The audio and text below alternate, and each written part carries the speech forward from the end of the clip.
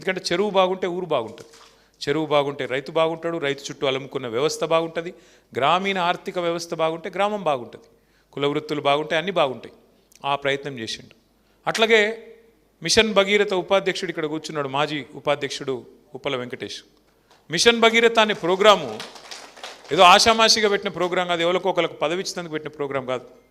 సాధించుకున్న తెలంగాణలో మనం ఇంటింటికి సాగునీటి గోస లేకుండా, తాగునీటి గోస లేకుండా చేయాలనే ఉద్దేశంతో ఇంటింటికి నల్లా పెట్టి, మా ఆడబిడ్డలు ఎవరు మళ్ళీ బిందెలు పట్టుకొని కుండలు పట్టుకొని రోడ్ల మీదకి వచ్చే పరిస్థితి ఉండొద్దు. వాళ్ళు లంబాడి తాండాల్లో ఉండొచ్చు, కోయగూడెంలో ఉండొచ్చు, లేదా చిన్న పల్లెలో ఉండొచ్చు, లేదా గ్రామంలో ఏ మూలకన్నా ఉండొచ్చు, ఎవరికి అవస్థ కావద్దు అని చెప్పి ఇంటింటికి నల్లా పెట్టి నీళ్ళు అడుగుతా.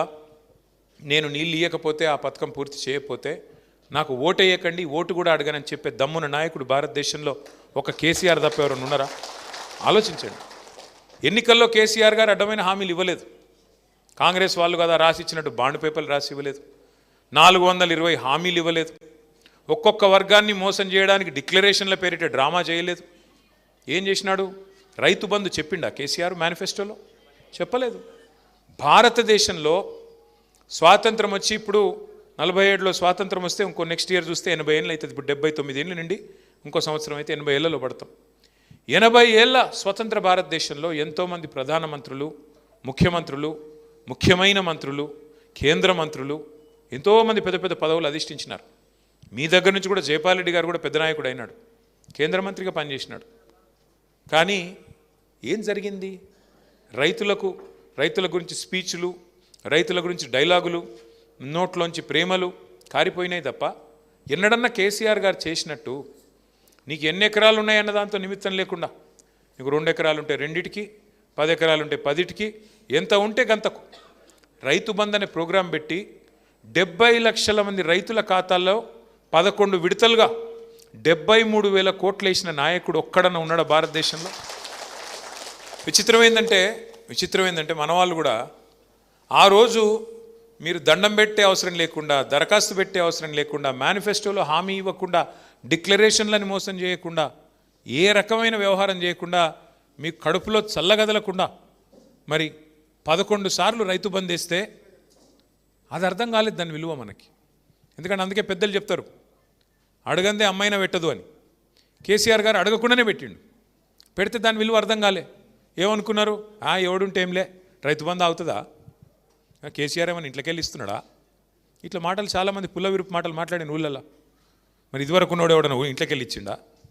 ఇంటెనక పొలం అమ్మి ఇచ్చిండా? లేదుగా. కానీ కేసీఆర్ ఇచ్చిన దాన్ని కూడా అపహాస్యం చేస్తూ ఇక అలా మళ్ళీ కోడిగుడ్డు మీద ఈకలు వీకుడు. అగో ఇక జైపాల్ యాదవ్కి ఎంత తక్కువైంది, ఆయనకు 60 ఎకరాలు ఉంది, గాయనకి ఎందుకు ఇస్తున్నావు రైతు బంధు? అరే నీది నీకు వస్తుంది కదా అన్న అంటే లే గాయనకి ఎందుకు ఇస్తున్నావు, ఇంకా పెద్ద ఆయనకి ఎందుకు ఇస్తున్నావు అని అట్లా కొండిపెట్టుడు. ఇవన్నీ జరిగినాయి. మొత్తానికి కల్వకుర్తిలా కాంగ్రెస్ ఆయనని గెలిపించిండ్రు, మనోళ్ళని ఒడగొట్టిర్రు. మరి ఇవాళ ఏమైంది? రైతు బంధు పడుతుందా? 2 సార్లు ఎగ్గొట్టిండా లేదా? మరి ఎవరున్నా నడుస్తుంది, ఏమి కాదనుకుంటే ఆఖరికి యూరియా బస్తాలు దొరుకుతున్నాయా? మక్కలు కొంటుండా, శనగలు కొంటుండా, వరి కొంటుండా, బోనస్ అన్నాడు బోనస్ పడుతుందా? ఏం జరుగుతుంది? మరి యూరియా దొరకదు, కరెంటు రాదు, రైతు బంధు పడదు, కొనుగోలు కేంద్రాలు తెరవరు, తెరిస్తే మళ్ళీ అందులో రైస్ మిల్లులు అలాట్మెంట్ చేయరు, ధాన్యం జోకరు, కొనుగోలు చేయరు, కొనుగోలు చేస్తే బోనస్ ఇవ్వాలి కాబట్టి ఆ పని చేయరు. అందుకే ఓటేసేటప్పుడు ఆగమైతే, ఓటేసేటప్పుడు అయ్యో ఎవడైతే ఏమిలే, జైపాల్ యాదవ్ మంచోడు కాదు, ఈయన మంచోడు కాదు, గాయన మంచోడు కాదు అని రాగాలు తీసి చాలామంది ఏమనుకున్నారు తెలుసా? కల్వకుర్తి తాలూకాలో పోతే జైపాల్ యాదవ్ పోతాడు కానీ కేసీఆర్ ఉంటాడు కదా అనుకున్నారు. అంతేనా? అనుకుర్రా? ఎట్లా ఉంటాడా నాకు అర్థం కాదు. జైపాల్ యాదవ్ పోతే ఆయన ఎట్లుంటాడు? మరి ఒక్కొక్కరు అట్లే అనుకుంటే, అటు కల్వకుర్తిలో అట్లే అనుకుర్రు, పక్కన నాగర్ కర్నూలులో అట్లే అనుకుర్రు, అవతల అచ్చంపేటోడు అట్లే అనుకున్నాడు, ఇవతల జడ్చర్లోడు అట్లే అనుకున్నాడు. ఏమైంది దాంతోనా? ఎవరిదొకరు మాట్లాడుకోకుండా మీరు ఆయనతో గుద్దేసినారు, చూస్తే కేసీఆర్ గారే పోయినారు.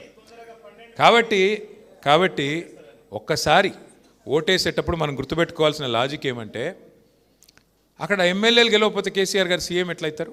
కారు కదా. అందుకే కేసీఆర్ గారు ఏదైనా నిర్ణయం తీసుకున్నాడు అంటే మన గురించి ఆలోచించే తీసుకుని ఉంటాడు. మనకు రైతు బంధు ఇచ్చేటప్పుడు ఎట్లయితే ఆలోచించి మనం అడగకుండానే తీసుకున్నాడో, జైపాల్ యాదవ్ను పంపించినట్టు కూడా ఏదో ఆలోచించే తీసుకుని ఉంటాడు.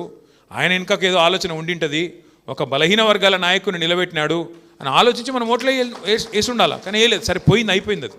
కానీ అట్లని చెప్పేసి ప్రభుత్వం లేని తప్పులు జరగలేదు అని నేను అనను. ఇంతకుముందు శ్రీధర్ గోవింద్ ఒక మంచి మాట అన్నాడు. ఏమన్నాడు? అన్న మీరు పైన పిలుపునిస్తున్నారు కానీ అన్ని కిందికి రావడం లేదు, ఏదో మొక్కుబడిగా జరుగుతున్నాయి కొన్ని కార్యక్రమాలు అని. రెండో మాట ఏమన్నాడు? ఎవరైనా స్థానిక సమస్యల విషయంలో చొరవగా ముందుకు పోదాం, నేను అప్పారెడ్డిపల్లిలో మా చెరువు కబ్జా అవుతుందని నేను కొట్లాడినట్టు స్థానికంగా కొట్లాడతలేరు, క్రియాశీలంగా లేరు అని. కానీ శ్రీధర్ ఏమవుతుందంటే, ఏ మనిషి కూడా 24 గంటలు యాక్టివ్గా ఉండలేడు తమ్ముడు. ఏ మనిషి కూడా, ఏ కార్యకర్త కూడా. ఎందుకంటే ఆయన ఇప్పుడు మా తమ్ముడు రాములు ఉన్నాడు ఫర్ ఎగ్జాంపుల్, పిల్లల్ని పోషించాలి, మరి వాళ్ళ బువ్వ చూసుకోవాలి, చదువులు చూసుకోవాలి, సంసారం చూసుకోవాలి, మీదికెళ్ళి ఈ పని కూడా చేయాలి, అంతేనా? కాబట్టి 24 గంటలు ఒకటే పని చేయమంటే చేయరాదు. రెండోది స్థానిక సమస్యలు. ఓడిపోయాక మనిషి అంటోనికి ఎవరికైనా నీరసం వస్తుంది. మళ్ళీ మనకేం మామూలు దెబ్బలు తగిలినాయి. గత 2.5 సంవత్సరాల్లో ఓడిపోయినాం. 23 డిసెంబర్లో వెంటనే కేసీఆర్ గారికి, మన నాయకుడికి, ఆయనకు పెద్ద గాయమైంది. రెండోసారి హిప్ ఫ్రాక్చర్ అయింది. అదో పెద్ద 4 నెలల అవస్థ. ఆ తర్వాత మధ్యలో మీకు తెలుసు 10 మంది ఎమ్మెల్యేలు వెళ్ళిపోయినారు.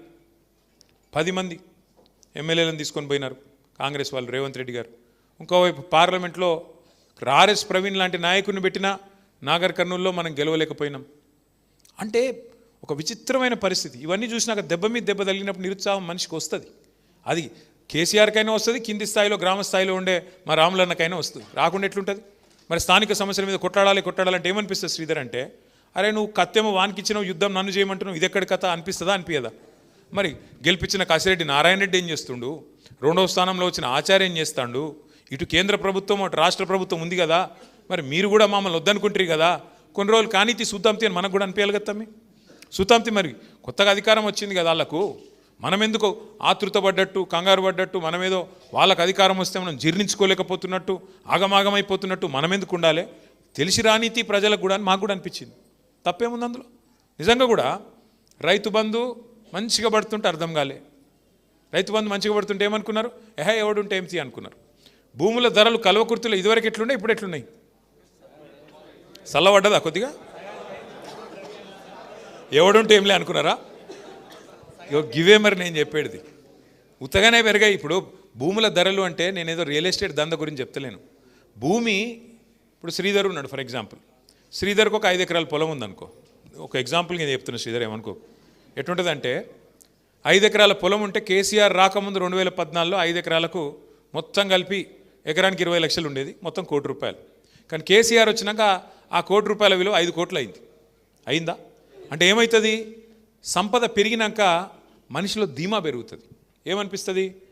ఆ కోవిడ్ వచ్చింది, కరోనాను గిరోనా వచ్చింది, ఆ ముఖం మొత్తం దేశ ప్రపంచమంతా గతర వచ్చినట్టు వచ్చి అందరూ మూతికి బట్టలు కట్టుకొని తిరిగే పరిస్థితి, ఎవడు ఇంట్లోకి వెళ్ళి బయటికి వెళ్ళిన పరిస్థితి వచ్చింది. అప్పుడు ఏమనిపిస్తుంది మనిషికి? ఎక్కడో దగ్గర ఆలోచన వస్తుంది కదా, అయ్యో నేను పోతే ఎట్లరా, డామ్మని